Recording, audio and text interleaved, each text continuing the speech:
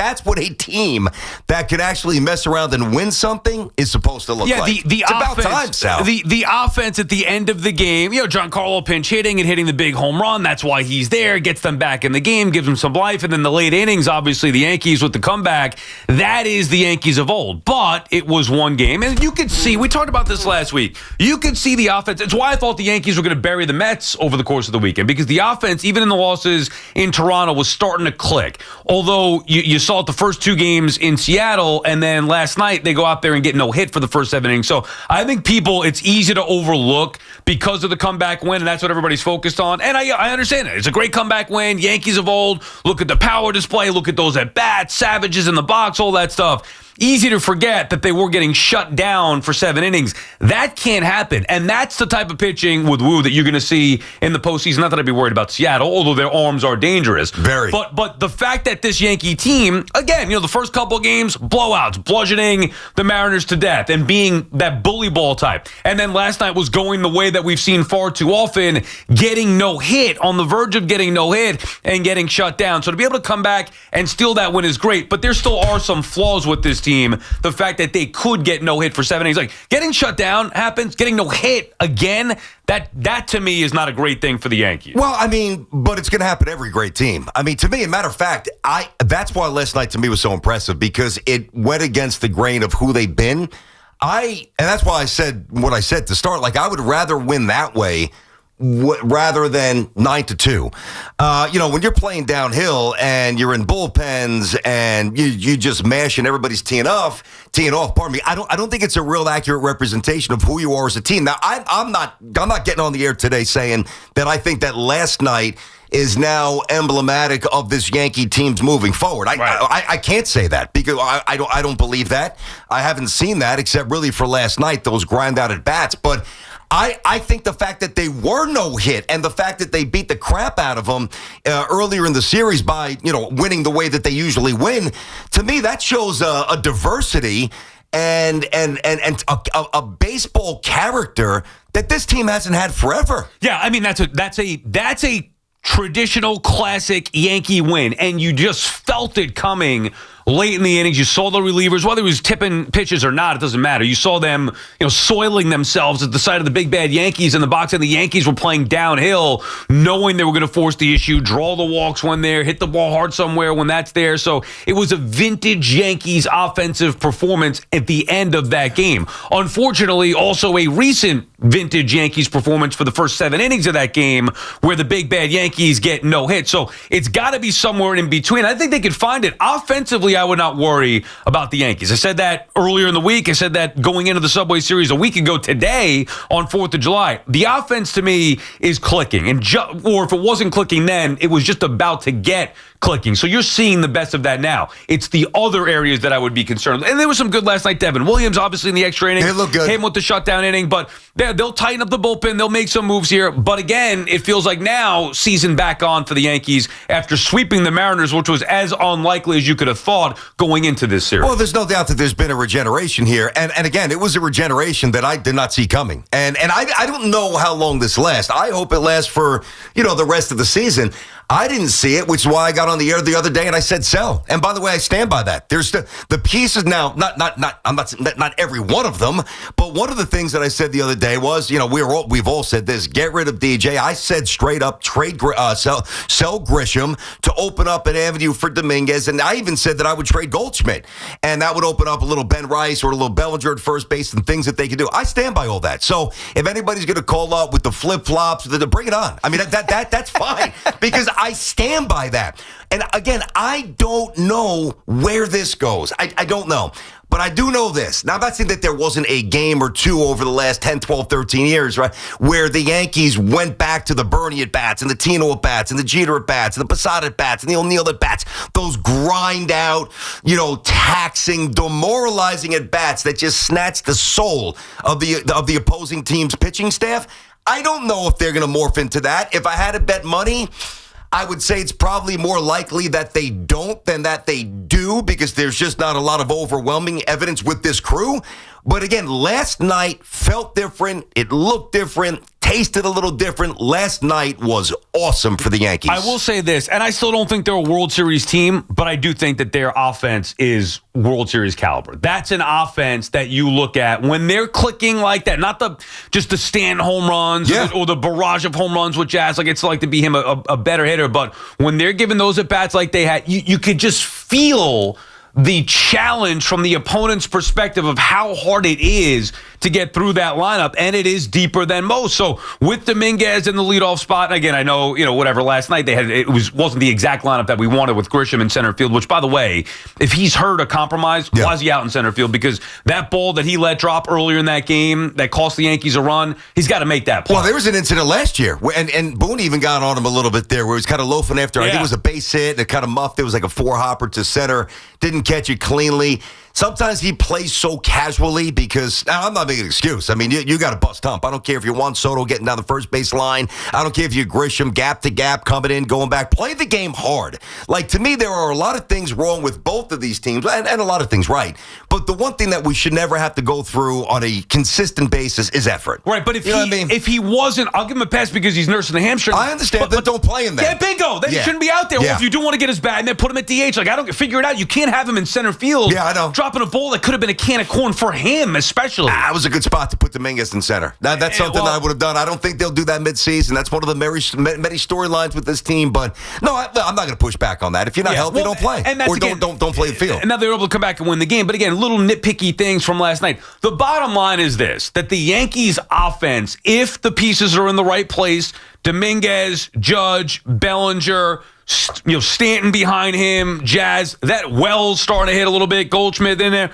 That is a lethal Yankees offense. So they could add a third baseman, and I expect that they will. But I think their offense will be consistent enough to warrant being feared come postseason. Well, I think that you're right, but if they don't get a third baseman, which they will, I would imagine, they'll definitely get some relief arms. They'll probably get a starter.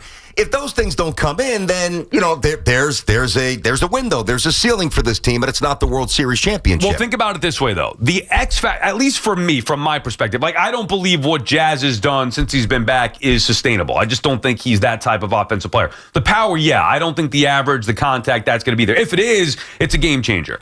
Do I believe Dominguez can be a game changer atop the order? I do. And that's no question for me. That's part of the reason why, and even last night, the 0 for 3, and 2 nights ago, the 0 for 5, whatever. I don't care about that. His speed, number one, his ability to put the bat on the ball, and the potential power to come. I believe he could be a game changer at the top. And the other guy is going to be Bellinger for me, because if he is this hitter, what's he at now? 280, even over 280? He's had 2 15-game hit streaks. Yeah, 2 this season. He's hitting exactly 280.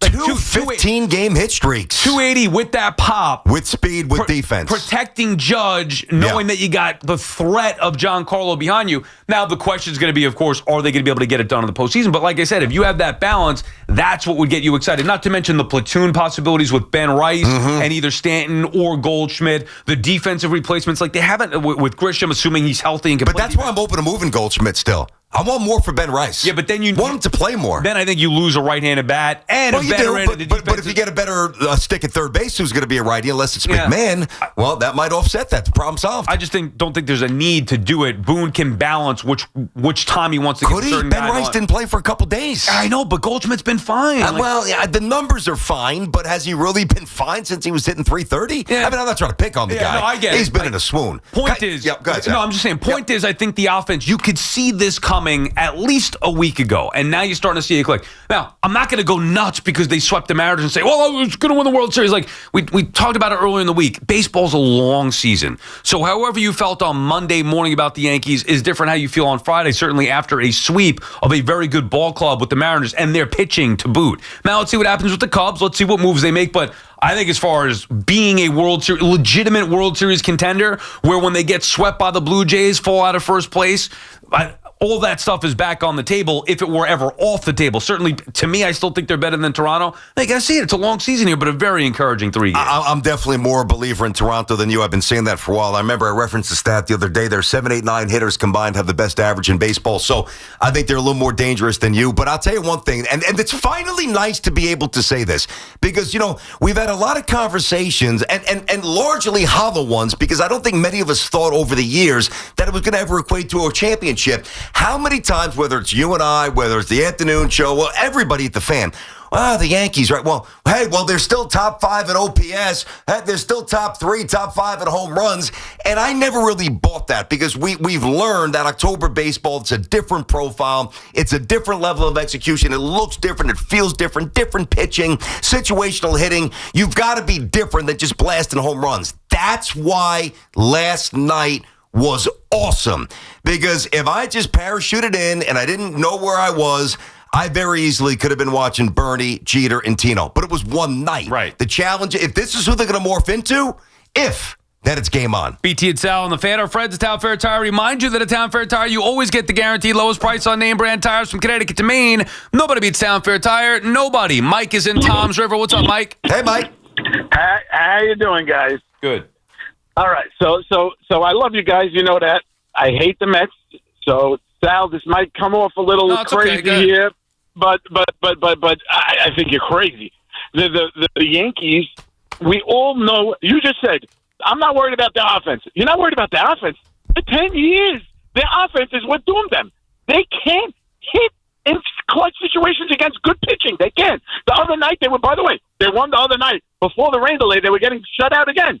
They cannot hit good pitching. This is a problem. You cannot say that the hitting is okay. That's number one. Just a side point before you guys. But are you talking about postseason or are you talking about now? I'm talking about even now. No. Listen, you'll make the postseason because you'll beat up on bad pitching. No, but there's strength. Your hitting sucks.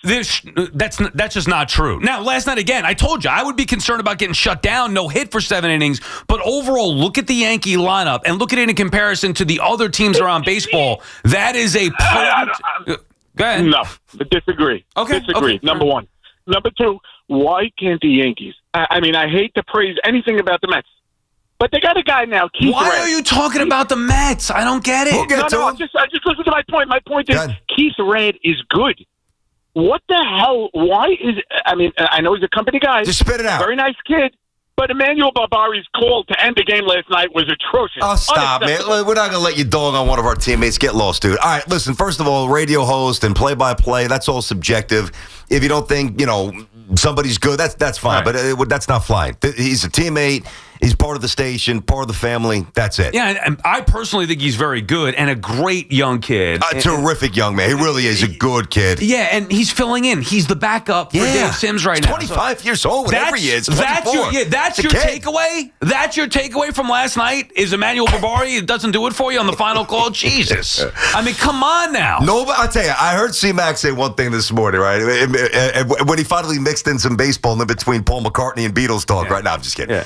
And he's right. And Jerry agreed. Like, the way the micro-analyzation of both of these teams, but specific to the Yankee conversation now, obviously, it has stripped away so much of the joy year after year. And I'm resistant to that. Like, I mean, I'm not saying I never fall prey to it because I complain a lot, obviously, but the Yankees and what has become a very almost unhappy fan base it's just too much. It's becoming too much. And I don't mean like, talking about the first 7 innings with no hits. Yeah. That's a baseball conversation. I'm talking about just not enjoying the ride at all.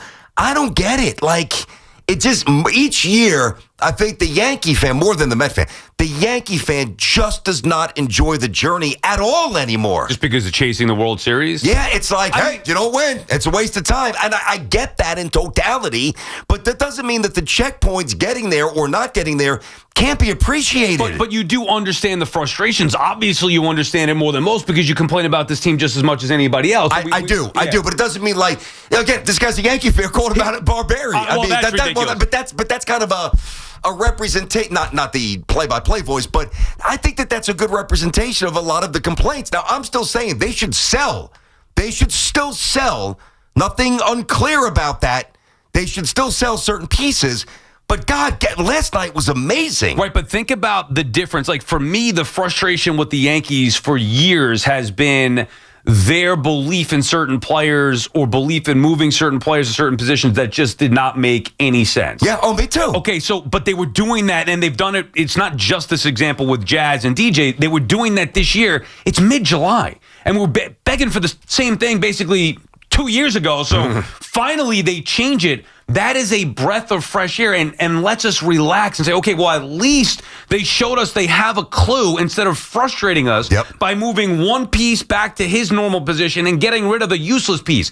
That is refreshing. And by the way, I don't think it's coincidence that the wins have followed that. Now, I also don't think it's a direct correlation to that one or two moves, but it at least helps ease the level of frustration from fans where you're like, why are you playing this guy out of position? Why are you still rostering LeMahieu? You can't help us. Okay, well, those two talking points, big complain issues with the Yankee fans. Thank God. They're gone. Silenced. And exactly. I know. And now it's deep breath. Okay, let's evaluate the team again. And I think you can look at it and say, well, yeah, they got no hit for 7 innings, and that would worry me against good pitching come postseason. I think that's fair. I brought it up. But I also would look at this team and say, watch other teams in Major League Baseball. Look at their lineups in comparison to the Yankees. With Dominguez to the leadoff spot, with Bellinger being as hot as he is, with Stanton's threat back, even though I don't love him. And not an everyday player, by the way. That's another subtle adjustment they made. He's not playing every day. Which could maybe keep him healthy, you hope. Who knows? But either way, he's a threat in the batter's box. That is a threatening,